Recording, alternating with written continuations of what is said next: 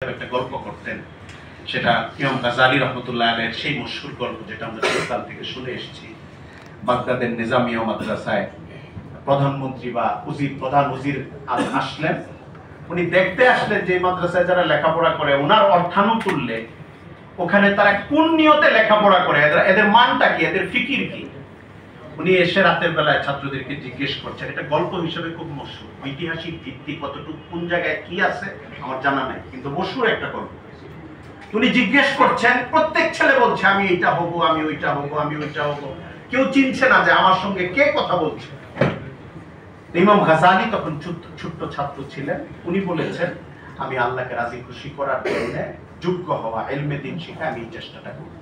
গল্পটা মোরাল যেটা, নীতিগত অংশ যেটা আমার যে রেজাল্টটা আমরা নিতে পারি সেটা হলো, বাদশাহ তখন বাগদাদের ওই বাদশাহ সিদ্ধান্ত নিলেন যে এই মাদ্রাসা আমি ধ্বংস করার সিদ্ধান্ত নিয়েছিলাম।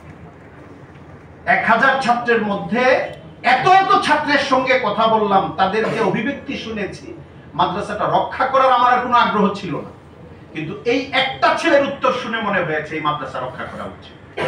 অর্থাৎ 1000 জনকে আমি এই জন্য পালবো যেন একজন যোগ্য মানুষ বের হয়ে আসে। বাকি 999 জন হয়তো কাঙ্ক্ষিত ফলটা দেবে না, কিন্তু আমাকে পালতে হবে। আমরা যখন পুকুরে ছিপ নিয়ে বসে, মানুষ নির্দিষ্ট মাছকে মানুষ চেনে না, যে ওই মাছটার জন্য আমি বড়শি ফেলেছি, ওই মাছটা আসবে তারপরে আমি ধরবো, 4 ঘন্টা বসে থাকে আমার দরকার নাই, এটা কেউ চিন্তা করলে মাছ ধরতে পারবে না। তাকে 100 মাছ তার কাছে আসবে অথবা আসবে না, এই ঝুঁকিটা নিয়ে কাঙ্ক্ষিত মাছটা ধরতে হবে।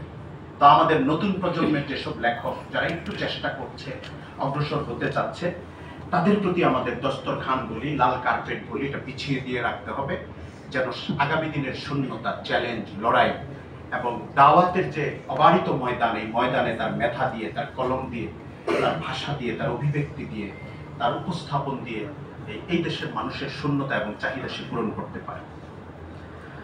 মোহতারাম হাজিরিন, আমার সময় প্রায় শেষের দিকে। আর 2-1টি কথা, সেটা হলো 3 নম্বর যে কথাটা আমি প্রায় বলার চেষ্টা করি যখনই বন্ধুদের সঙ্গে দেখা হয়, লেখকদের সঙ্গে দেখা হয়, নতুন লেখকদের সঙ্গে দেখা হয়, সেটা হলো আমরা যেহেতু একটা আদর্শের পতাকাবাহী, মানে পতাকা আকৃতিতে দেখা যাচ্ছে না, কিন্তু সিনেমার স্ক্রিপ্ট লিখতে দিলে এখনকার ঢাকা সিনেমার 1 লাখ টাকা দিলেও আমাদের একজনের যাওয়ার কথা তো নাই এখানে। কেন? যে এটা তো আমাদের আদর্শের জায়গা না, আমি এই জন্য লেখক করছি। আমাকে বা আপনাকে অনৈতিক সাহিত্য, যেখানে প্রচুর ব্যবসায়িক ফায়দা আছে, যুক্ত করে দিলে আপনিও অগ্রসর হতে চাবেন না, আমিও অগ্রসর হতে চাবো না। কেন? যে এটা তো আমার জায়গা না, এটা অন্য জায়গা, এটা আমি পারবো না। আমার কাছে এসে যদি বলে আপনি একটা পৃষ্ঠা খুব সুন্দর করে লিখে দেন, অমুক নায়িকার প্রশংসা, পরে আপনাকে 50,000 টাকা দেওয়া হবে বা 1 লাখ টাকা দেওয়া হবে, আমি তো পারবো। আমার কাছে মনে হবে এটা তো আমার জায়গা থেকে আমি সরে আসছি, আমাকে তো আল্লাহ এই জন্য ভাষা শিখিয়ে দেন।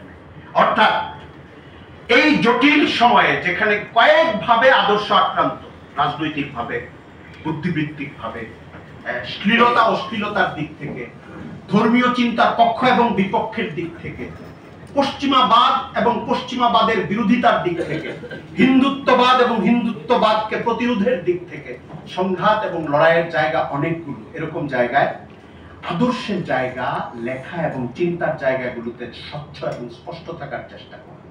আল্লাহ যে আমাকে কলম দিয়েছেন, ভাষা দিয়েছেন, এটা যেন ভুল জায়গায় ব্যবহার না হয়।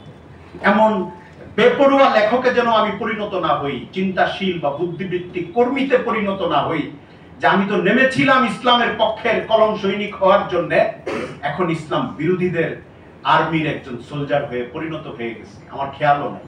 আমি আমার শব্দ নিয়ে খুশি, আমি আমার বাক্য নিয়ে খুশি, লেখক অঙ্গনে আমার বিচরণ নিয়ে আমি খুশি, বাংলা একাডেমির একটা সন্ধ্যা নিয়ে আমি খুশি, বড় লেখক আমার পিঠ চাপড়ে দেয়, এটা নিয়ে আমি খুশি। বাংলাদেশের তথাকথিত অনেক বামপন্থী লেখক দূর থেকে আমাকে শালা বলে ডাক দেয়, এই আনন্দে আমি উৎফুল্ল হয়ে থাকি 1 বছর। এটা যেন না হয়, বরং আমি যেন আমাকে চিনি, আমি কোন অঙ্গনের প্রতিনিধি, আমি কোন কাজটা করতে এসেছি। বাড়তি প্রলোভন, বাড়তি আরোপ, বাড়তি সম্পৃক্ততার যে আহ্বান, এই জায়গাগুলো থেকে, হাতছানি থেকে নিজেকে মুক্ত রাখার চেষ্টা করি। 4 নাম্বার, লেখক সংগঠন হলে, যখন একাধিক লেখক সংগঠন হয়, একদিক থেকে এটা কোনো খারাপ জিনিস না। অনেক ইউনিয়ন, অনেক সংগঠন, বাংলাদেশে কোন জিনিসটা একটা আছে? প্রায় সব জিনিসেরই একাধিক সংগঠন আছে। খারাপ কখন হয়?